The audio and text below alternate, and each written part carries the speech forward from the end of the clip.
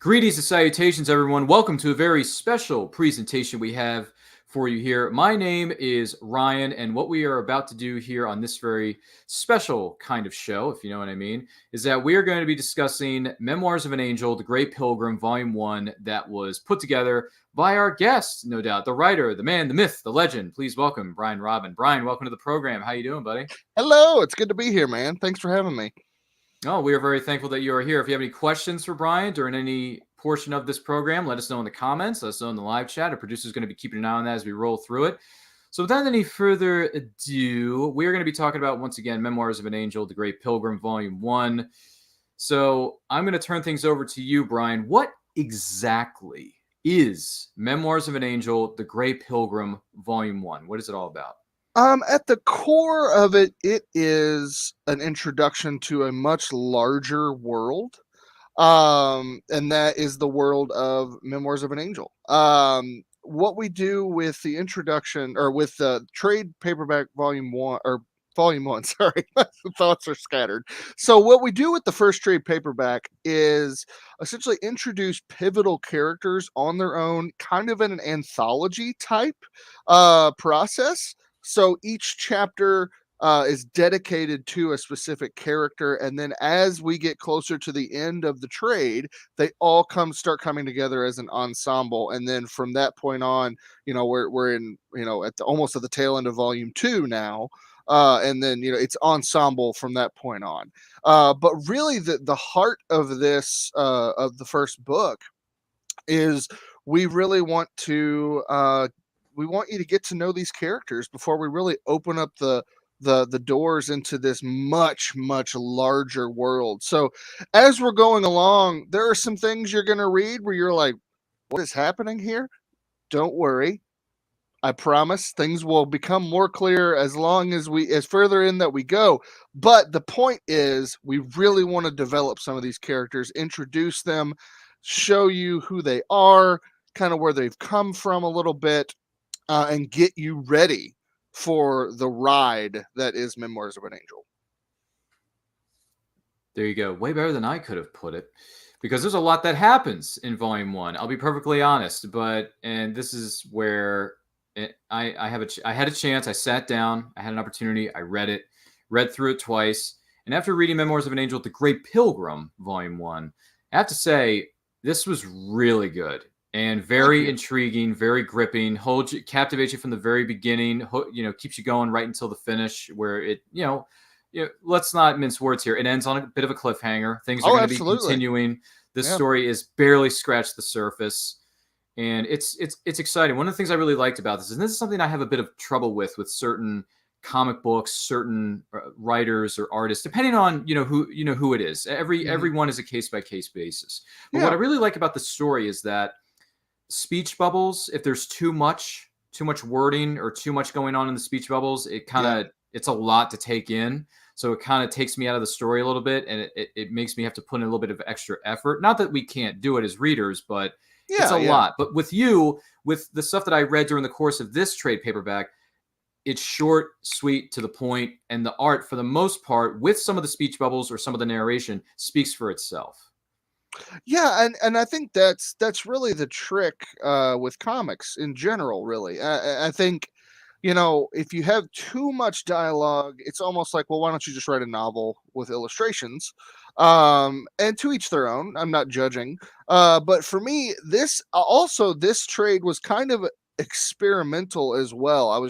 You can see when you get to later issues of Memoirs, and even in the nebulizer, you can see I've got my style, I've got my groove. The fun part about reading through trade 1 is you kind of see some things that I've tried out, I've tweaked, I'm kind of searching for my own in this book. And by the end of the book, I mean, nothing drastic changes throughout, but you can kind of see that, where the style is actually going to be foundational by the end of the book, and then forward. But my biggest goal with the dialogue and the art was I wanted them to complement each other. I wanted the art to say its own thing and the dialogue to speak for itself as well. I didn't want to ever really I mean, there's a couple times where you do it just because when you tell a story, sometimes you have to describe your surroundings, even if Mm-hmm. the art is in front. But I really try to not do that as much as possible. I wanted the artwork I wanted you to analyze the art, pay attention to what is being shown in front of you, really spend some time looking through the art. Don't just pass through it, because there's a lot of little things that you'll miss in the story if you do that. And because a lot of people, my wife, I get on Robin about this all the time. When she's reading a comic, she can read it in like 15 minutes and it's done. And I'm like, no, spend time, analyze the artwork. That's where the juicy parts are. Now, not every panel is meant to do this, but a lot of times artists put stuff in there. We put a lot of time into these panels, and that is to express a certain beat of a story. And if you just go through, a lot of people will just skim read the dialogue. Kind of the art's kind of a background piece. Mm-hmm. The art is just as important in this book, and I really wanted to hammer that home, and I want to hammer that home in every book I do. Yeah, absolutely. And you do a really good job of it here. Yeah, I got pretty much what was going on, goes right into the action or what is going on in the panel, in the scene. And I like the setup of the characters. So, and by the way, for those of you who are watching this for the first time, make sure you share this video with all 200 of your closest friends. Like, comment, share, subscribe, do all that stuff. If you have questions for Brian Rodman during the course of this program, let us know in the comments. I see some wonderful people already chiming in. Keisha, hello, beautiful people. Keisha, it's always good to see you. This is the second time you've tuned in today. Guess what? You get a gold star. Good for you. She tuned in earlier for And I Quote. Now she's here for this. Nice. Thank you, Keisha. We love you to pieces. So, and another thing I liked about this story is that one of I believe it's Jonathan Young's character in the robe and the beard and everything. This is like, 25 years in the future, whatever it is. Because we find out later that there's a flashback that goes back to 25 years ago. I'm like, oh boy, so there's a bit of time travel. This stuff could happen, but if something happens in the past, maybe they can change fate. Maybe they can change destiny. I don't know. But with that being said, the cloaked figure kind of reminds me, no offense, but with the show blowing up the internet right now, a little bit of a Kenobi vibe. That's with fine. With the garb, and everything, and being like ready to strike when the moment, happens. But it also, and the other thing I liked when I was reading this story is that when I'm reading a comic book, depending on what it is, I try to put what voice actor could I see possibly voicing this character. Yeah. Right. So the opening with the narrator saying, hey, this is a story. I'm the only one who can tell it, blah, blah, blah, blah, blah. There's a lot of crazy stuff that happens, but it is a great and very tragic story. Like I was imagining Keith David.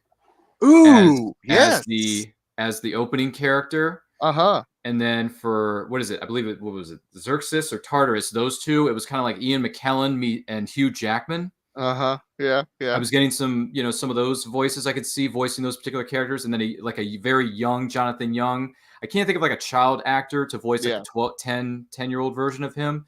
But then the cleric that's trying to help him, and I know I'm jumping around here a little bit, but the cleric, Mattia, is it Mattia? What's her name? Mattia, you were right. Mattia, yes. Okay, so Mattia, I can see Alfre Woodard voicing the character. All right, yeah. And then the bartender who was helping her towards the end of the story saying, hey, if you do this, it might be worth the risk. I was imagining a Carl Urban type being that mystical bartender. Interesting choice, yeah. And then at the very end where we see, spoiler alert, once again, if you haven't read this story, Memoirs of an Angel, The Great Pilgrim, Volume 1, the link to where you can purchase your copy are located within the description of this video. Spoiler alert, I'm just going to say that. When God comes up, I was like, oh, getting some more. My name is Morgan Freeman. So we're getting some Morgan Freeman vibes here, because he says, if you mess with this person, if you harm one hair on her head, you're going to deal with me. And that's not going to be pretty. Yeah. But yeah, we see, one person trying to settle a score, doesn't work out for them. They get blasted away by, the witch and the demons and all this. This is a bit of a battle between angels, demons, heaven and hell, and earth is kind of like reformed, reformulated. People are trying to live out their lives, but there's an area called the Gray that there's some, really bad, nasty things, and they're trying to regroup the forces of evil and trying to take over again. But there are forces out there that are trying to fight for us, the good peeps, the people who don't really mess up that badly. And there's exorcisms involved. There's demon slayers. There's swords. And by the way, I do understand while I was reading this story why it's intended for mature audiences. Because I'll be honest, it gets violent. Oh yeah, it gets violent. Yeah. There's some stabbings. Totally there's some eyes being poked out. There's some, what do you call them, sigils, or secret weapons being used to ward off Mm-hmm. enemies, and it's not pretty. Yeah. So Yeah, that was honestly one of the things that I really wanted to, because my my my grandma, before she died, she Mhm. got to see this book. Sure. And she would always be like, "What's wrong with you? Someone dropped you on your head." And I would tell her, I'd be like, "Well, the point is, like, I don't just want gore and for shock value. Like, the reason that I'm making I want to make the demonic characters as scary and grotesque as I can, because I want to show just how terrible these things are, just how horrifying these things are. And then that in turn makes the heroes of this story that much more powerful and that much more intense. Because I didn't want them to just be a caricature of, ooh, something spooky. Like, I kind of double down a little bit on the violence, and it gets a lot more intense after this book too. In volume 2, it is there's lots of blood happening. Great. That's an image that's going to keep me up tonight. So You're welcome. I know, right? That being said, and Keisha goes on to say, 2 of my favorites. Well, we hope we're 2 of your favorite people, but thank you, Keisha. Appreciate it. You're a kind person. Mm-hmm. But yeah, so to give people a bit more of an idea, because I was naming some characters and describing certain instances that happened during the course of the Great Pilgrim, Volume Mm-hmm. 1. On the cover, let's go to the cover here. Who are some? Sure. Can you describe to us who these characters are? Yeah, absolutely. So we'll start at the top left. So that's Moriel. Mm-hmm. And Moriel is, so actually angel. It actually just means messenger. That's so it's not necessarily a race; it's a title. And so he is a messenger. Elohim is actually, because you when you hear the word Elohim, you think of just a name for God, but actually in the original text in the Greek and Hebrew, Elohim is a title for a divine being. It's not. It can be used as a name. It's kind of like mom. The word mom, like, it can be a noun, it can be a verb, or it can be a noun that means possessive, like someone's mom, or just a mom. So that's kind of how that works. So angels, I use that term a little loosely just because our culture's so used to it. Sure. But anyway, Moriel is at the top left, and he is a messenger angel. So his entire his entire purpose is mostly wrapped up in visions and in revealing things to people. As you see in chapter in issue 2, but it's the second part of this trade. You see that he sees a vision of a potential future, It doesn't look good. and that potential future does not look good. It does not And look so good. right. And his specific, gifts, his specific mindset, his specific purpose, that is his role in the grand scheme of things. Is he sees these things, he then reports it to his superior, which is Michael the archangel. And then if he is, assigned to do so, he then proceeds to attempt to stop these things from coming true, or what have you. We do get a lot more background of Moriel later on in the series. As of now, he's a little in this book. He's a little bit mysterious, and I like that actually about him. Then next, you have Akalian, who is a warrior angel. He's actually called a guardian. And so you think about guardian angels, that kind of thing. That's kind of an idea, but in this world, in the world of Memoirs of an Angel, like, one angel is not assigned to one person for their entire life. That's not how it works. He's just a guardian. So he goes around, and he's kind of, in this book we see him, he is going after a specific deity named Zexus. Yes. And he is on the hunt for him. He has been for many, many years, and he's closing in finally when he gets caught up in something much larger, much more terrifying, much more intense. And he's kind of a detective in that way, kind of a detective in the cosmic realm. And he has more of that knightly look to him as a guardian, and just interrogating different demons, trying to figure out where these strongholds are and why they're happening, and essentially go in and assist and free people from demonic strongholds. In the center there, we have Jonathan Young, who is he acts as essentially the focus of the entire series. Sometimes he takes a little bit of a back seat when it comes to a starring role, but the focus is always on him. And there's a huge reason for that we will discover much later in the series. But at this point, we're introduced to Jonathan. He's the only character that we get a interior monologue from, for the most part, throughout the whole book. And the entire first part is his interior monologue, as he has been on the hunt for the witch Etrulia, which is to his bottom left, or to out, the bottom left, from our perspective on the cover. Mm-hmm. There has been something very tragic that's happened to him that he blames her for. And so he has been searching for her in the gray for 6 years. And he has finally found her. He has finally discovered a village that is of great importance to her, which will also be revealed later as to why it's so important. But he doesn't care about all that. He just wants to kill her, and he doesn't care if he dies along the way. Wants revenge. Exactly.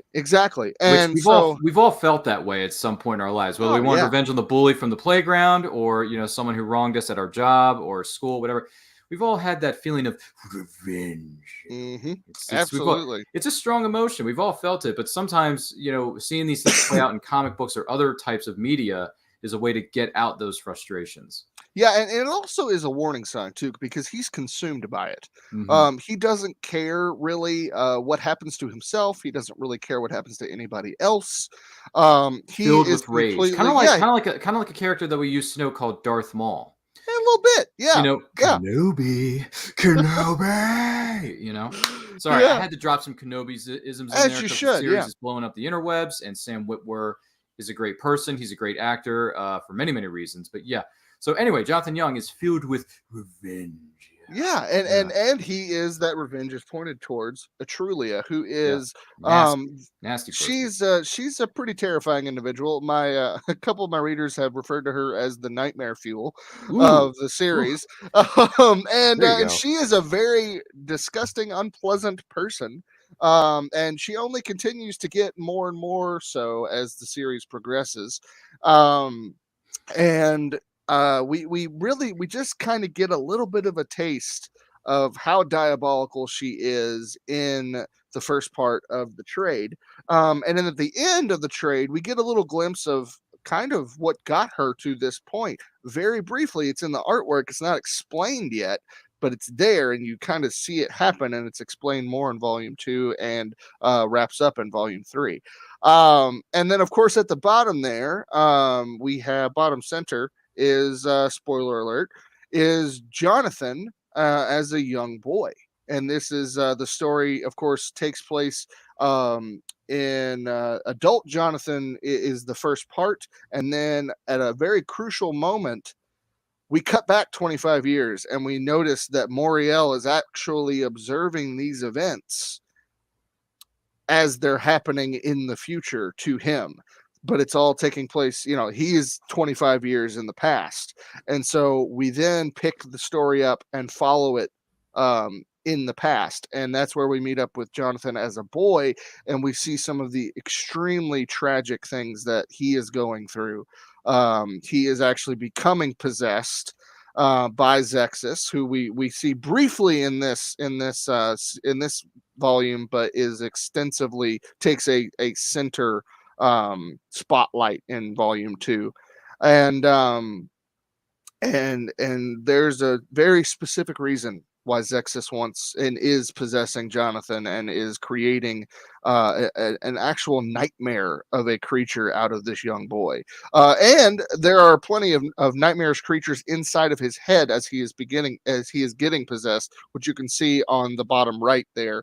That is a Se'irim, which is an actual Hebrew term for a hairy demon. It is actually spoken about in many different folklore and legends, and even in the Bible. So I really wanted to capture, that the creepiness of, we read about goat demons and all this kind of stuff, and the Se'irim here really represent that. That was a lot, but still, it's great. It's wonderful. This is a really good story. I'm digging it. What I liked about this, where was I going with this? The dialogue is simple to the point. Doesn't beat around the bush. There's not too much going on within the speech bubbles. The artwork pretty much speaks for itself. Following along with the story, I like the characters. I was imagining certain actors or actresses voicing certain roles and how they would react to certain things that were going on. The battle sequences, the fights, the themes that are explored, because angels, demons, belief systems are everywhere. Yeah. And everyone has a different opinion, a different feeling about it. But at the same time, this story doesn't force anything on you. This is simply a story. This is what it is. This is how, this is what's going on. If you enjoy it, that's great. If you don't, that's fine too. Yep. Basically, what I'm trying to say is that in my spoiler heavy review of this is that this story doesn't beat you over the head with really anything. It just says, this is what's going on. These are the characters. Some of them are on personal journeys. Some of them are trying to get away from some evil stuff. And there's a whole bunch of, this is going to affect destiny. This is going to affect fate. Is this going to change the future? Is it going to affect the past? How is it? I mean, the only thing we're missing is a time traveling DeLorean. No, I'm kidding. But in all honesty, it was captivating. I was in from the start, in from the beginning, got me at the end with the cliffhanger where it says TBC, the magic words, to be continued. Yeah. It's a long, this story. I mean, and we've spoken about this before, but just to give someone who may not be familiar with Memoirs of an Angel, you have a plan for this to be up to, I believe, what was it, 50 issues for Memoirs of an Angel? Mark. Yeah. Yeah, and I do have the ending figured out. I have the pillars of the story completely noted out. Everything is planned. And I'm leaving some wiggle room for fun and creative stuff. Some dots I still need to connect along the way, but I don't want to completely map it all out ahead of time, because then I won't have fun writing later. But yeah, it'll cap out around 50 issues, maybe a little bit more, maybe a little bit less, depending on what we need to, depending on what the story needs, really. But yeah, it is. It's my baby. It's my ongoing, lengthy series. And I already have plans for what the nice omnibus editions are going to look like. Oh no, there goes my money. Yeah. Yeah, omnibus. You mentioned omnibus. Like, well, if I can get the whole story in one giant, omnibus, I'll, or two, depending on how many volumes you put it out. And like, I'm down. I'm down. So the overarching, I'll just go ahead and tell you the overarching story with this, how it kind of looks in the grand scheme of things, is they're split up into 4 books. So you mentioned the Gray Pilgrim. That is the first book. I'll you know what? I will do a special reveal. This is the first time I've ever said all 4 titles out loud on the internet. So the first story is called The Grey Pilgrim, and that has 3 volumes to it. The second book is called King of Ages, and that has 3 volumes to it. The third book is called The Last Man King, and that has 3 volumes to it. And then the 4th book is called Age End, and that has 3 volumes as well. So, so essentially, just take it as every omnibus would be those individual books. So it'll come back three trade paperbacks together. That's a plethora. That's a lot of fun. By the way, George Bueller chimes in from Fanatic Forum. He says, "Sounds like a book worth checking out." Yes, you, George. Yes. If you want to purchase your copy and find out more about what's going on with Brian Rodman, links are located within the description of this video. Make sure you check it out. It's good stuff. But as I was saying, I really enjoy this. The details are great. The artistry is great. The dialogue is sharp. The action is in your face, and it gets pretty bloody. But there's a reason for it. It's not like we're just doing this for the sake of doing it. We're doing it because the action sequences or something else that happens within the story serves a purpose. Yeah. So that's really good stuff. I like the costumes, the outfits, the way things are shaped and molded. The swords look good. I mean, simply, the one character, he walks softly, but he carries a big sword. Yeah. So That is a lot of fun. But yeah, taking a story that involves angels and demons, it's not always an easy thing to do. It's not always an easy thing to balance. But so far of what we know of the story, the things that I've read during the course of the Great Pilgrim Volume 1, it's very well balanced. Thank you. So, Yeah, thanks. yeah, I wanted to when I was approaching, this idea, I worked on this the idea for the story was really camped out in my head for about 15 years that's a long time. before yeah, before I actually pulled the trigger and started creating it. And as I've been creating, I never wanted to I never wanted it to be something super cheesy, something that's like kind of just been seen before. Like I really wanted to take as much folklore, as much um you know uh, mythology as I possibly could, and you know not turn it into my own thing, but almost represent it as it is already, but kind of give it all one umbrella to happen under. And that's really what Memoirs of an Angel at the core is. And for me, it all comes back to my faith. And so the foundation, the mythos of this is all rooted in Christianity, but none of it is like, this is not a Christian book by any means. Mhm. It is very much a story that plays in every single mythos and religion, and ties a lot of folklore and a lot of mythology together. So, I guess another way of looking at it is you're playing in a very big sandbox. There's Pretty a lot of much. things. There's a lot of different things that you can play with to make this story come about and form it. But yeah, overall, man, I really enjoy this. I look forward to what comes next for sure. In the words of Futurama, just shut up and take my money. I want more trades. I want the omnibus. Whenever it comes out, I want it. Not to get all Willy Wonka on you, but I want it now. Because honestly, when I finished reading this again for the second time the other night, I thought to myself, can I get the next part, please? Because I'm really intrigued by this. I want to see where these characters go. Yeah. Yeah. Well, we do have. I know a lot of people like just trades, but we do have all of the issues all the way up to issue 8 now, and the first trade only has issues 1 through 4. So you got 4 more right here. Just saying. Yeah. And they're also available in multiple formats, correct? Not just They are, yeah. You can go to brianrodman.com, and they are digital, PDF as well as physical. You can get the trade, you can get individuals. You have options, my friends.